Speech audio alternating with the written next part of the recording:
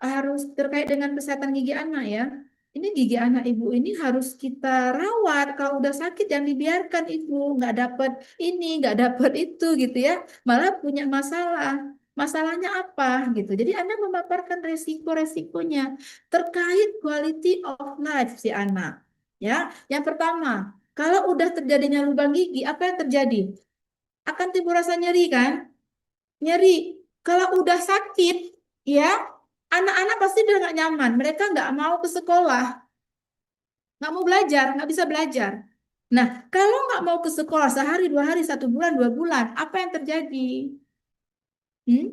Pasti akan mempengaruhi hasil belajar. Yang seharusnya dia pinter, dia punya nilai yang bagus gara-gara sakit gigi, dia bisa tinggal kelas karena nggak pernah masuk, bisa buat dia nggak belajar, akhirnya pengaruh ke nilai. Gitu. Ya, pengaruh. Nah, itu yang pertama. Yang kedua, ya, apalagi kalau udah sakit gigi mereka malas makan, bener nggak? Malas makan. Nah, kalau udah nggak mau makan, apa yang terjadi? Ya, tentunya terkait dengan asupan nutrisinya. Nah, kalau udah masalah dengan nutrisi, tentunya ini akan punya masalah. Kalau makan sembarangan, makan yang dia mau, makan hanya minum-minum aja, jadi akan menimbulkan masalah kesehatan umumnya, gitu. Ya. Nah, ada satu lagi. Kalau udah sakit gigi, mereka nggak bisa keluar rumah, maunya di rumah terus. Akhirnya akan terganggu proses interaksi sosialnya. Nah, dan ini semua terkait dengan quality of life. Dan biasanya kalau kita paparkan ke ibu itu, ke orang tua tentang resiko-resiko yang terjadi, pasti orang tua akan berpikir, waduh saya nggak mau gitu. Saya nggak mau anak saya seperti itu. Saya nggak mau anak saya nanti nggak berprestasi. Karena kalau saya lihat, eh, tahun ini anak saya itu masuk SMP, ya. Saya tidak memaksakan anak saya untuk di kelas inti. Saya tidak mau, gitu. Ya. Terus ibu-ibu yang lain sangat bangga. Ibu, anak ibu kelas berapa? Kelas 73. Saya bilang, oh, anak saya kelas inti. Kelas 71. 71, 72 itu kelas inti. Gitu ya. Saya pikir nggak ada masalah. Semua orang tua pasti senang dengan itu. Saya tidak menyalahkan. Ya, nggak masalah. Terus kemarin saya diminta sama kepala sekolahnya untuk menjadi ketua komite. Saya nggak mau. Sampai kepala sekolahnya bilang, nggak apa-apa ibu. Nanti ada nggak prestasi anak ibu? Sebenarnya anak saya punya prestasi. Saya bilang. Anak saya itu lulus ujian nasional itu nomor 2 gitu. Tapi saya nggak mengharuskan anak saya di kelas inti. Karena saya mau menjaga mental anak saya bilang. Ya, karena saya minta anak saya sekolah bukan mengejar nilai, tapi nyari ilmu, saya bilang. Ya, jadi saya nggak mesti gitu. Kalau anak saya terkadang lelah dengan sekolahnya dan dia minta tidak mau masuk sekolah hari itu, saya oke. Suami saya juga oke gitu, nggak masalah. Artinya apa? Saya tidak pernah menuntut anak saya harus A dapat nilai bagus, enggak. Saya memikirkan bagaimana mental dia juga di sekolahnya. Apabila dia ketemu dengan anak-anak pintar, ya anak saya orangnya sangat tertutup, ya. Nah ini saya bisa menjadi melihat bisa menjadi masalah. Kemudian saya bilang ke anak saya, kamu tidak harus di kelas inti, kamu juga tidak harus memaksakan belajar, tidak apa-apa. Karena apa? Saya mencontohkan diri saya juga berasal dari sekolah biasa, gitu. Ya, suami saya juga berasal dari sekolah biasa, bukan sekolah yang terkenal, favorit, gitu ya. Sekolah yang biasa. Namun ketika kamu mau terus belajar, belajar, cari ilmu, memperbaiki diri menjadi lebih baik, insya Allah saya bilang kamu akan seperti kami orang tua, gitu.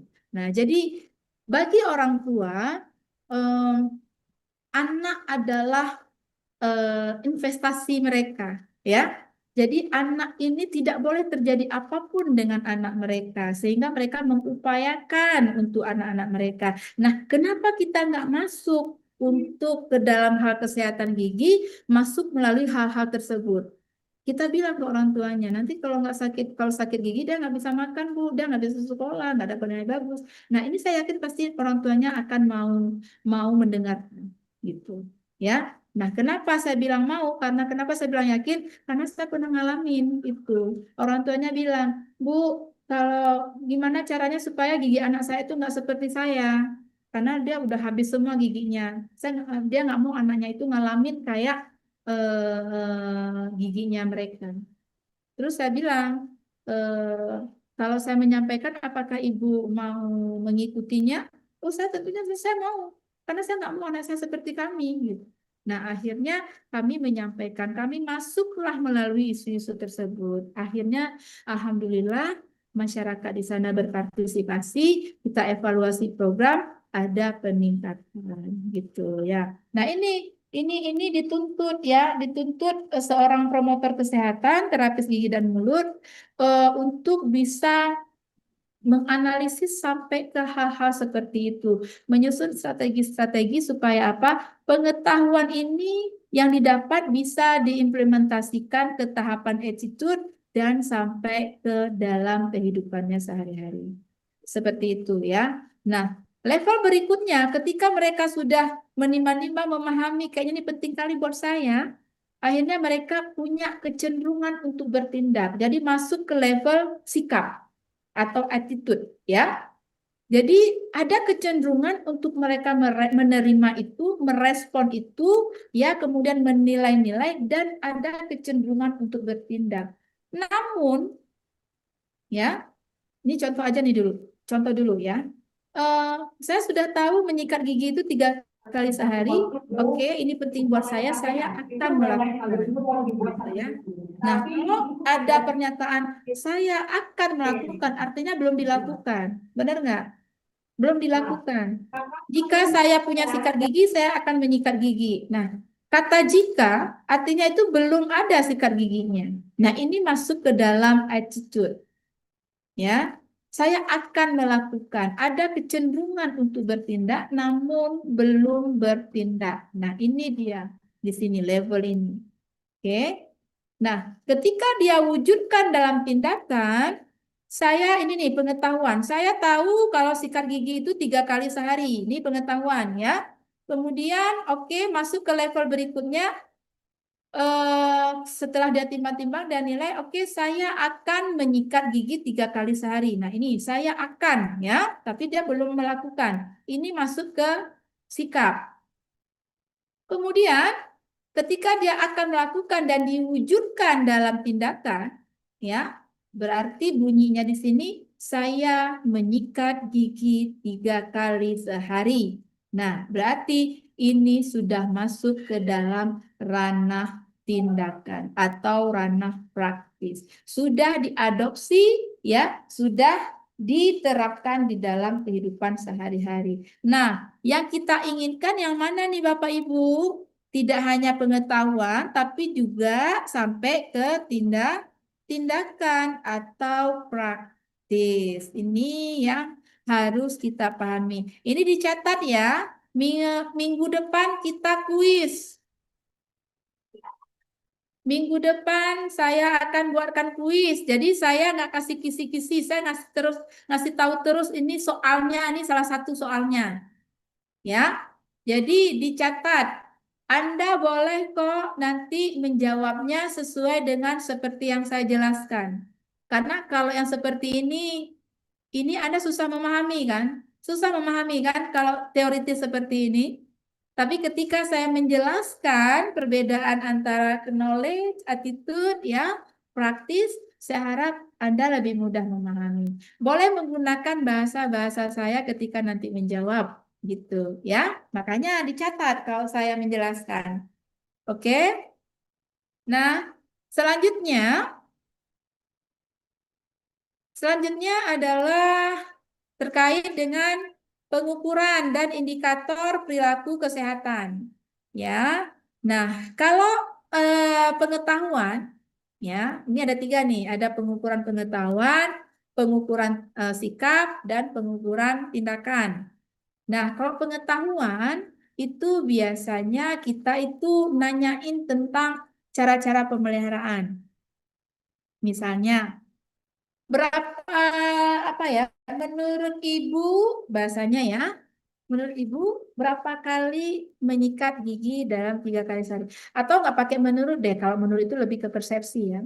Jadi ini lebih ke pertanyaan berapa kali menyikat gigi dalam 1 hari gitu. Ya terus ada pertanyaan biasanya itu pakai pertanyaan tertutup. Pertanyaan tertutup itu apabila ada opsi-opsi jawaban. Kalau pertanyaan terbuka itu ya itu kayak esai ya. Jadi nanti ditanya kita menjelaskan, tidak ada opsi jawaban. Nah, biasanya untuk pengetahuan ini menggunakan pertanyaan tertutup. Ya, pertanyaan tertutup. Ini diingat karena nanti terkait dengan skripsi Anda. Ya, bagaimana mengukur pengetahuan. Tuh, ya. Nah, kemudian bagaimana mengukur sikap di sini merupakan pendapat atau penilaian terhadap hal-hal yang berkaitan dengan pemeliharaan kesehatan gigi. Nah, biasanya biasanya ya Bapak Ibu ya, kalau pengetahuan itu bentuknya pertanyaan. Ingat, pengetahuan itu bentuknya pertanyaan. Berapa kali menyikat gigi dalam 1 hari? Ya. Kalau sikap itu bentuknya pernyataan. Bentuknya pernyataan. Ya, jadi bentuknya pernyataan. Contohnya misalnya, saya menyikat gigi 3 kali sehari. Ada opsi pilihan. Setuju, sangat setuju, ya. Tidak setuju, sangat tidak setuju. Jadi, untuk sikap ini biasanya menggunakan pernyataan dengan menggunakan skala Likert.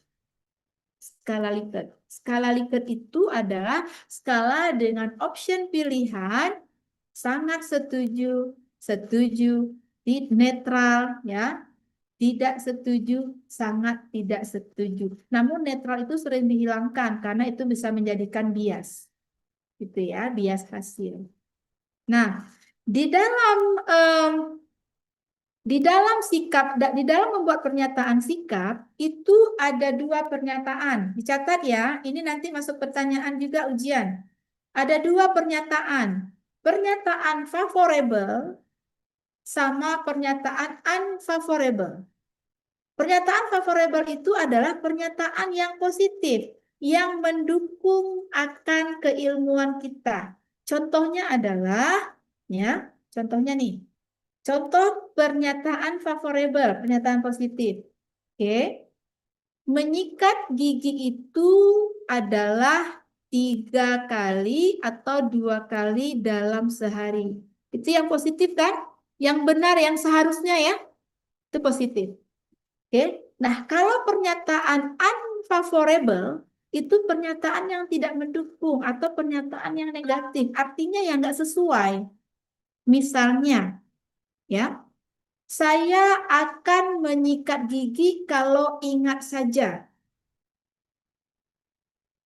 Itu pernyataan yang nggak mendukung atau pernyataan yang negatif.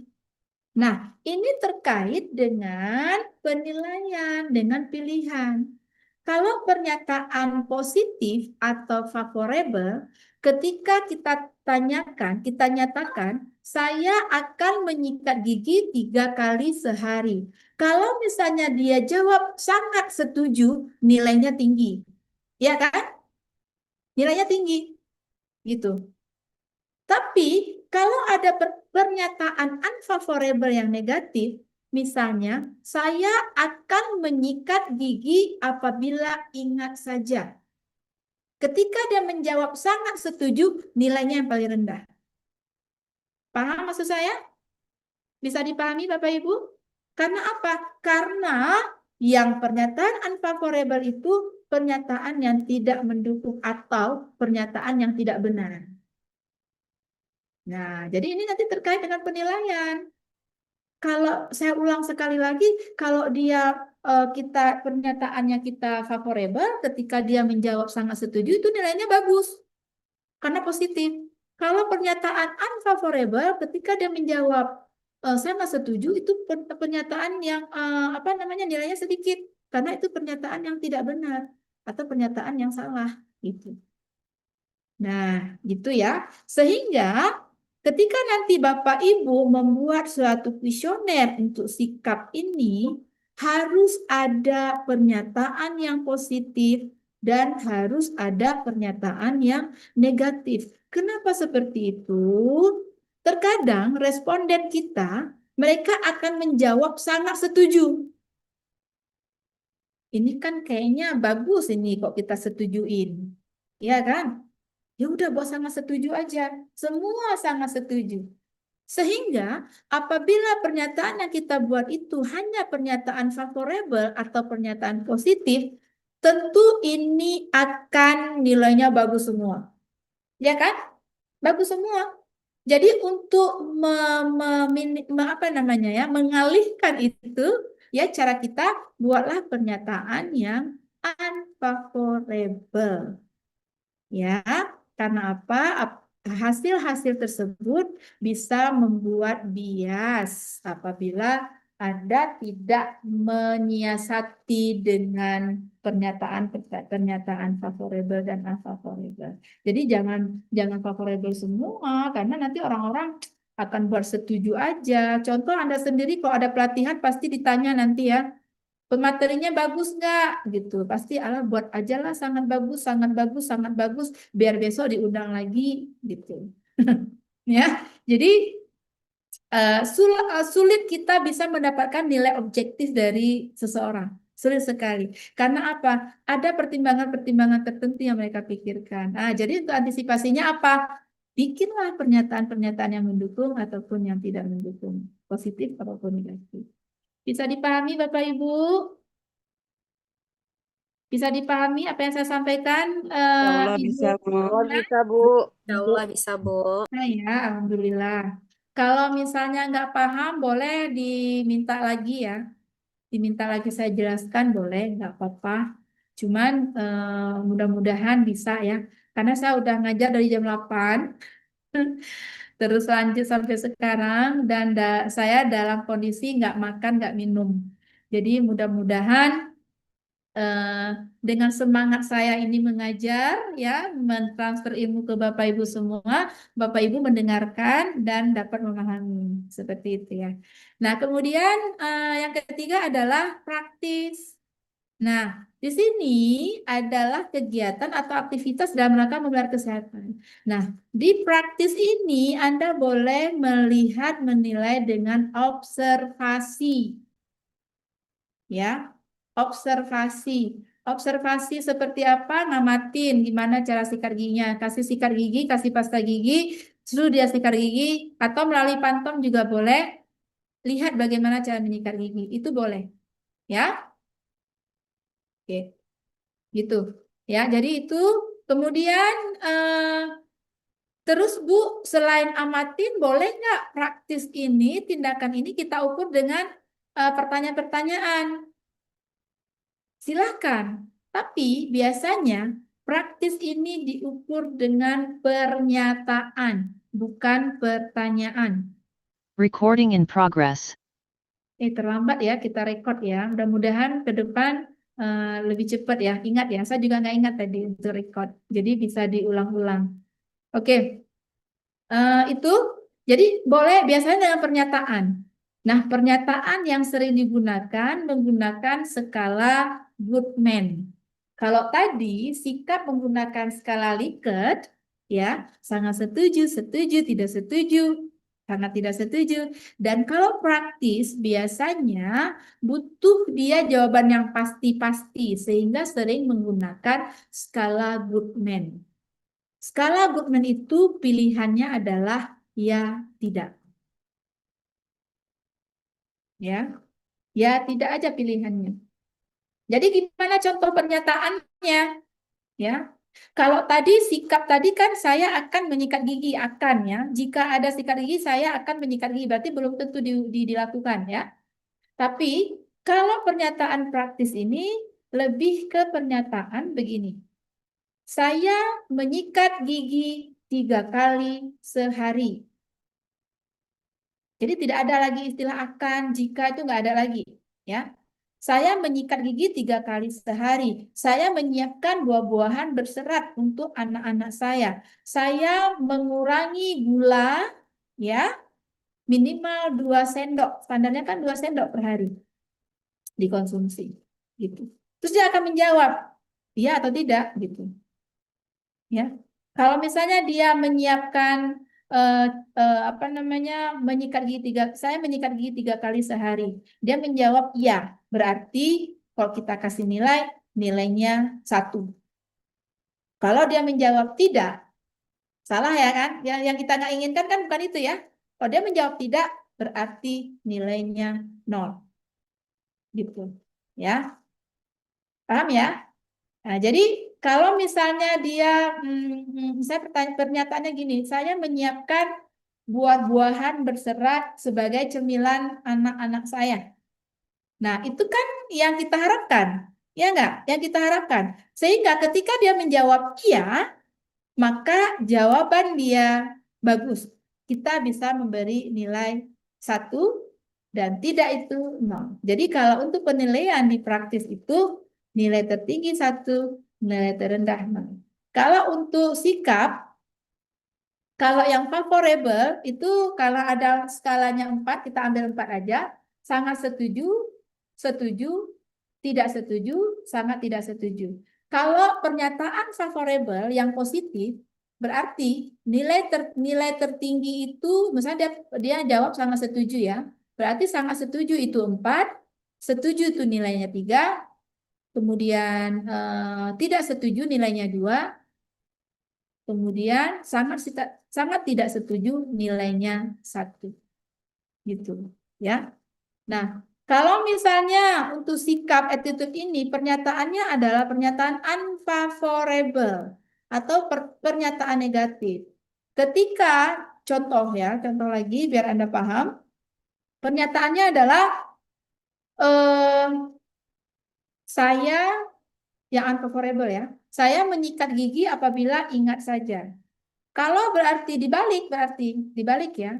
Kalau dia jawab sangat setuju, berarti salah, nggak benar. Berarti nilainya 1. Kalau dia jawab setuju, nilainya 2. Kalau dia jawab tidak setuju, nilainya 3. Kalau dia jawab sangat tidak setuju, nilainya 4. Jadi dibalik dengan nilai pernyataan favorable. Nah, mungkin nanti agak-agak bingung, nggak apa-apa. Nanti saya berikan tugas, ya. Nah, jadi nanti hari ini saya berikan tugas, minggu depan dikumpulkan, membuat pernyataan, pengetahuan 10, sikap 10, praktis 10. Oke. Dan tidak boleh ada yang sama, ya, karena saya tipe dosen yang membaca, ya. Jadi tidak boleh ada yang sama, meskipun topiknya sama, namun cara ngemasnya pasti berbeda. Ya kan? Nah, itu saya akan nilai. Nanti saya akan buat link, ya, saya akan kasih ke PJ, kemudian PJ share ke teman-teman semua. Minggu depan di hari Kamis sampai jam 12 deadline-nya, saya tunggu untuk tugas pembuatan soal pengetahuan 10, sikap 10 dan praktis 10. Ya, jangan lupa dibuatkan nama kelas RPL, kelas A atau B, ya, kemudian NIM-nya, ya, kalau sudah ada. Oke, bisa dipahami untuk tugas saya berikan, bisa ya.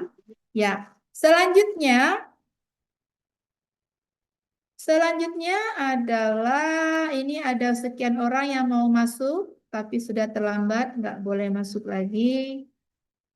Ya, selanjutnya adalah, kok nggak mau jalan? Determinan perilaku, ya, ada beberapa teori yang kita gunakan. Itu ada Lawrence Green, ada Seyhandu, ada WHO. Yang sering digunakan adalah Lawrence Green teorinya. dan juga WHO. Senhandu ini jarang digunakan, ya. Nah, untuk Laurent Screen ini sering digunakan pada saat skripsian. Ini sering dipakai nih teori ini ya, dipahami ya, didengarkan. Jadi ada beberapa faktor oleh si Lawrence ini. Yang pertama adalah ada predisposing factors, ya, ada enabling, ada reinforcing. Nah, yang predisposing ini terkait dengan faktor yang apa namanya, yang mempermudah atau kita selesai jam berapa ya? Jam 12.40, Bu. Oke, masih banyak waktunya ya. Predisposing faktor itu terkait dengan faktor mempermudah atau mempredisposisi terjadi perilaku. Di sini termasuk faktor pengetahuan, sikap, nilai-nilai, dan lain-lain. Oke. Kemudian enabling itu faktor-faktor pemungkin atau yang memfasilitasi perilaku. Kemudian reinforcing itu faktor-faktor penguat yang mendorong terjadinya perilaku, ya. Nah, biasanya untuk enabling itu memfasilitasi perilaku, misalnya faktor-faktor apa? Misalnya ya, itu ketersediaan apa namanya, fasilitas misalnya, ya. Kemudian ada terkait juga di reinforcing ini sebenarnya punya keterkaitan semua sih, terkait dengan pekerjaan, karakteristik, ya, pekerjaan, pendidikan, penghasilan gitu. Kemudian ada apa lagi saya lupa, ya. Jadi hal-hal seperti itu yang dapat mempengaruhi terjadinya perilaku seseorang, ya. Jadi nanti kalau Anda mau mengambil teori Lawrence Screen ini, biasanya diarahkan untuk mengambil salah satu faktor aja. Karena nanti kalau diambil ketiga faktor ini sangat banyak variabel yang Anda harus ambil. Nah, kalau banyak variabel yang harus Anda ambil, tentunya ini apa namanya, terkait dengan waktu penelitian, kemudian terkait sumber daya yang ada, biaya dan lain-lain, ya. Jadi pertimbangannya itu. Nah, kemudian ada teori Sehandu. Itu ada intention, artinya ketika mau merubah perilaku itu harus punya niat dulu, ya. Kemudian ada social support, itu harus ada dukungan, ya. Anda sekolah ini yang sudah berkeluarga pasti selalu diminta izin dari suami atau izin dari istri, ya kan? Nah, kita tanda tangan tuh biasanya, suami tanda tangan, karena ini sangat penting, ya. Kemudian belum lagi dukungan-dukungan keluarga yang lain, dukungan teman-teman kita di kantor gitu ya. Ya sudah, nggak apa-apa kalau kamu lagi masuk kelas Brunella, ya, biar saya handle pasiennya seperti itu ya. Nah, jadi itu saling saling support. Nah, support-support seperti itu yang kita inginkan. Kemudian accessibility untuk informasi, jadi keterjangkauan informasi. Saya pikir zaman sekarang informasi itu mudah sekali didapat, apalagi kita sudah punya Android, ya, udah punya apa namanya, iPhone. Oke. Jadi saya pikir dunia itu sudah ada di genggaman. Jadi kalau kita udah punya niat, udah ada social supportnya, kita boleh mencari tahu, terbuka akses-akses untuk kita mencari informasi. Ada personal autonomy, jadi kita punya kebebasan untuk menentukan apa yang kita mau gitu, ya. Sama ketika di klinik, pasien itu punya hak otonomi, artinya apapun keputusan yang akan dilakukan itu harus didapatkan dari pasien, dari klien. Tidak boleh kita yang memutuskan. Seperti itu, ya. Harus dari klien. Tugas kita ngapain? Ya, tugas kita memberitahukan kepada mereka, memberi informasi, masalah yang mereka hadapi apa solusi buat mereka, apa resiko yang akan mereka alami apabila mereka tidak mengambil solusi itu, gitu ya. Tidak mau dirawat giginya. Nah, kemudian tinggal tanya, keputusan di mereka mau nggak dilakukan perawatan. Kalau mereka sudah dapat informasi seperti itu semua, mereka menimbang-nimbang, mereka memikirkan, akhirnya mereka mau, oke, kalau mau silakan mengisi inform consent.